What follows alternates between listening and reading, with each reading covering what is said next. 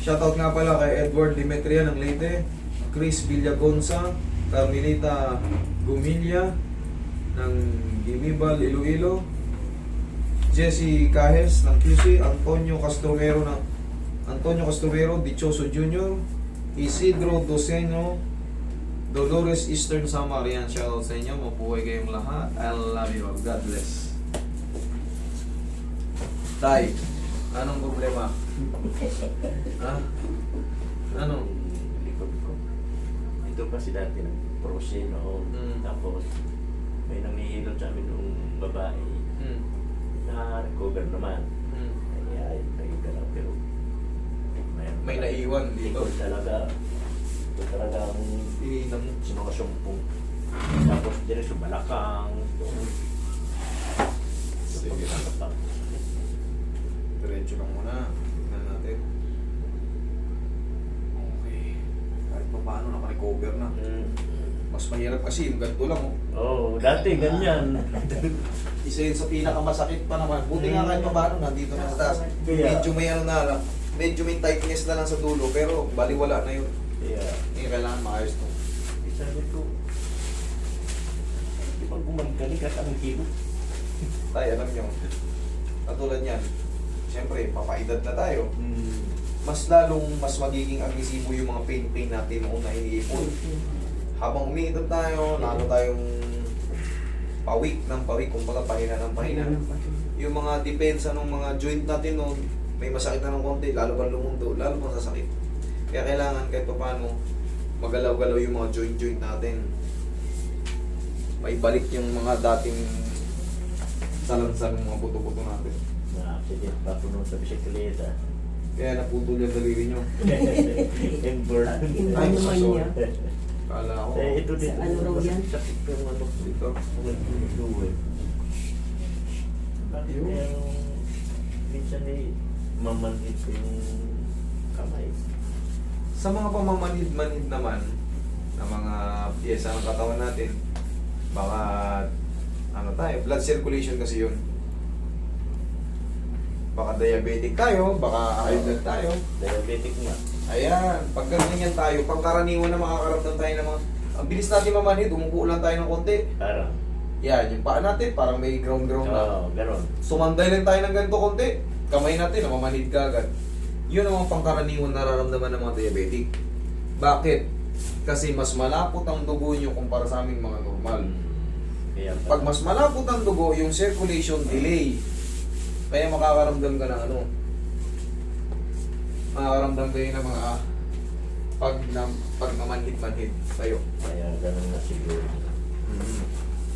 Kailan nyo nalaman na diabetic na kayo?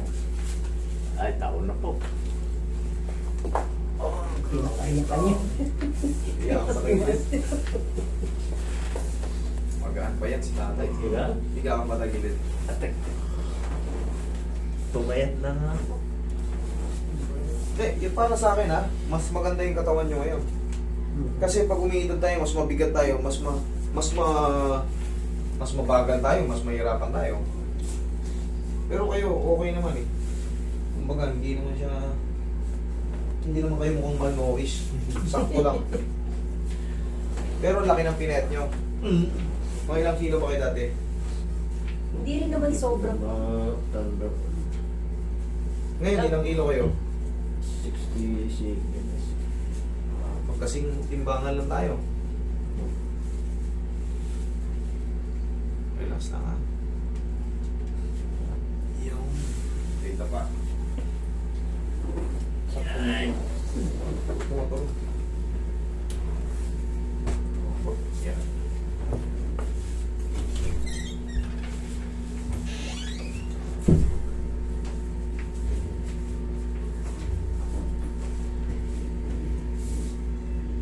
Relax mo na.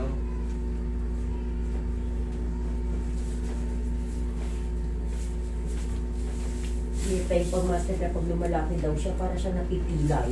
Ano po? Pag na... Pipilay, pag lumalakad. Para siyang Para siyang check na rin natin yung tuhod niya. Ilan taon na ba kayo ngayon tayo? 64. 64. Mag-65 na yan next month. Okay. Para kayo napipilay. Check na rin natin yung tuhod nyo.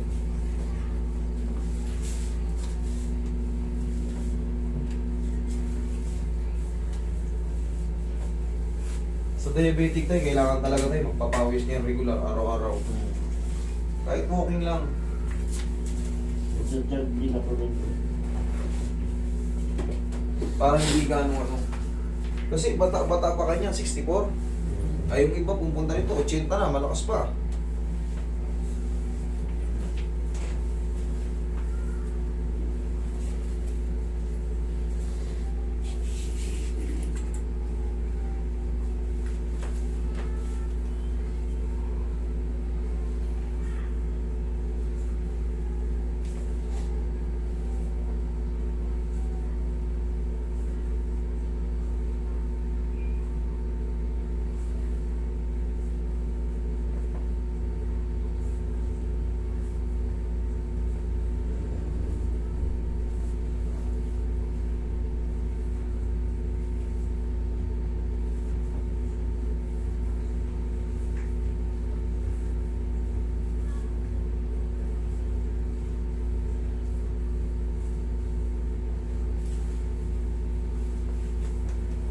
Tihaya ka.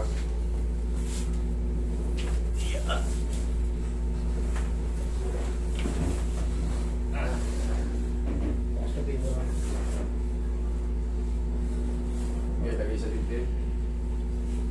Yan. Okay, relax na. Inhale. Exhale. Yan, dalawang muna kayo. Dami yung tuhod nyo.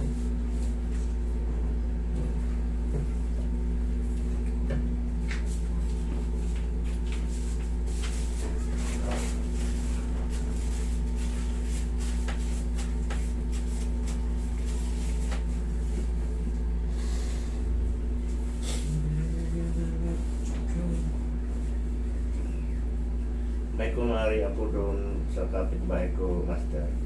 Yung tuhod niya ay hindi siya makalakad eh. Bakit daw? Dalawang taon na yung ano bang Hindi, sakit yun? magdadalawang taon pa lang sa October.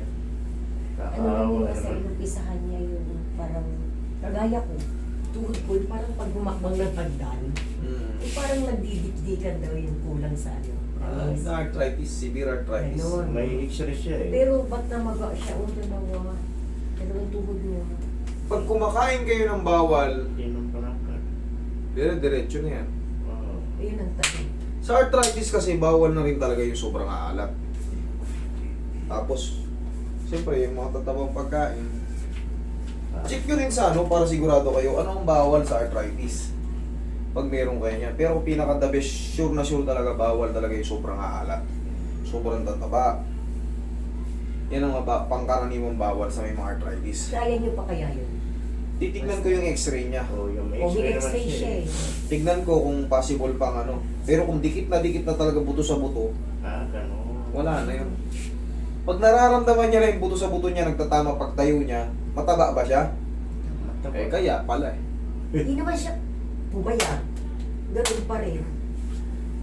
Mas mabilis kasing ano, madurog yung pyesa natin. Pag siyempre, ang bigat natin, Oo. saan ba papunta ang bigat? Kaya, Pababa. minsan Pababa. pinapareadjust ko nga yung dati. Kailangan Pumayat talaga naman. gumaan ka. Kaya nga sabi ko sa'yo tayo, maganda pa yung katawan nyo.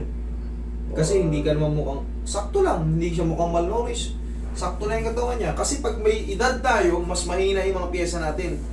Pag mabigat, siyempre, masakit na yung tuhod natin, yung bigat nga natin. Lalong di ka makakalakad, naiipit lalo yung ano, mamamaga sila pag Baka naipit. ganun ang nangyayari kay Mari ko eh. Ganun na nangyayari. Gaano kabigat siya? Oo, Kumbaga, diba? mataba pa siya dyan.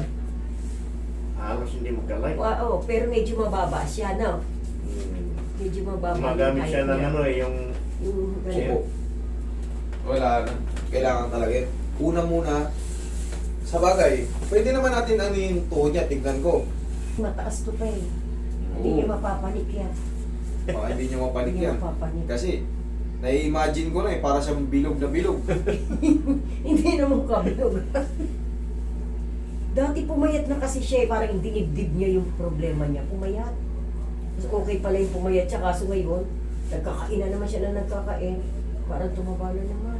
Hindi. Kaya nga eh.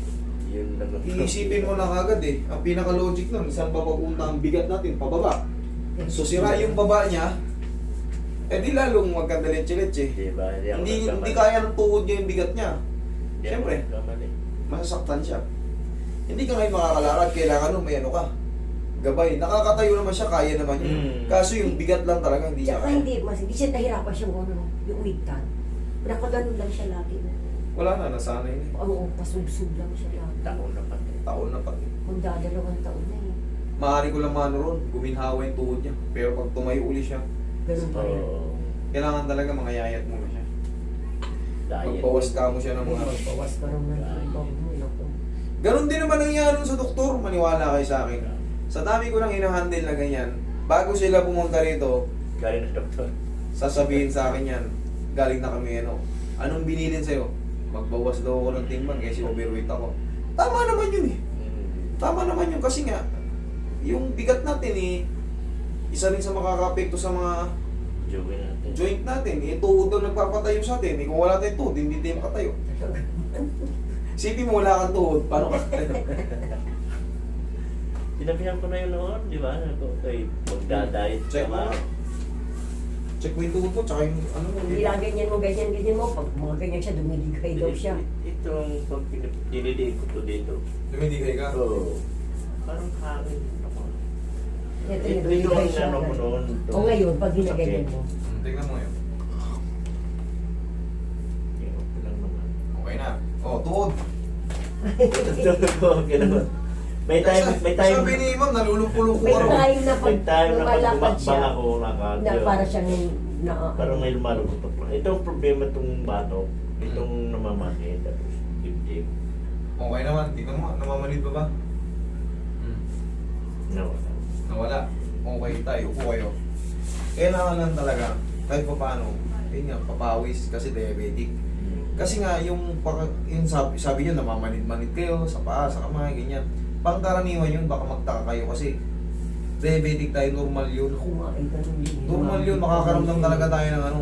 Siyempre, lumalapot ang dugo natin. Kaso umiidad pa tayo, bumabagal ang metabolismo natin, lalong mas mabagal yung circulation ng mga ano.